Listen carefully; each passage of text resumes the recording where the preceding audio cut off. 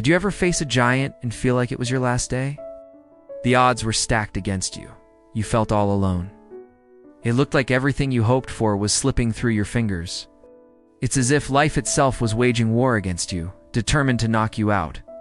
You are trapped in a battle that seems too overwhelming to fight. But listen carefully, because this is the story of David and Goliath. And today, we're going to see how the giant met his match and how the impossible became possible. Imagine being surrounded by giants, their taunts echo in your ears as they mock your attempts to fight back. It feels like they're toying with you, enjoying your desperation.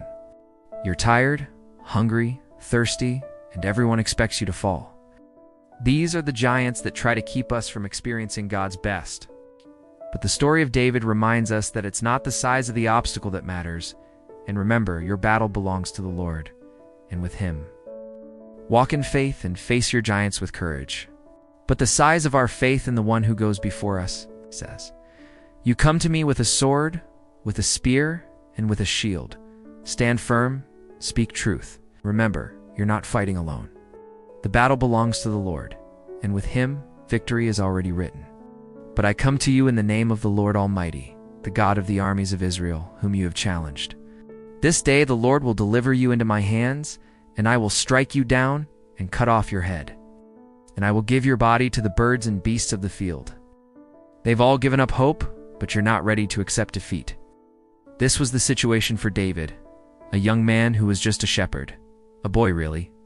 When he heard the giant Goliath of Gath challenging Israel's best warriors, day after day, this Philistine giant taunted them. And day after day, the Israelites cowered in fear. But David didn't. When he heard Goliath's challenge, something inside him snapped. In 1 Samuel chapter 17, verses 45 through 47, we hear David's response. When David spoke these words, everyone listened. They turned to look at the boy who had so boldly confronted the giant. They saw a young man with a sling and 5 smooth stones in his pocket. That's all he had. But those stones would change everything. David didn't win because he was strong or had special training. He won because he believed in something bigger than himself, a higher purpose, a promise from God. He saw what others didn't, saw that no enemy is bigger than their God. Friends, we all face giants: fear, doubt, addiction, insecurity, sickness, poverty, discouragement, despair. So don't be afraid of the giant in front of you. Thank you for watching.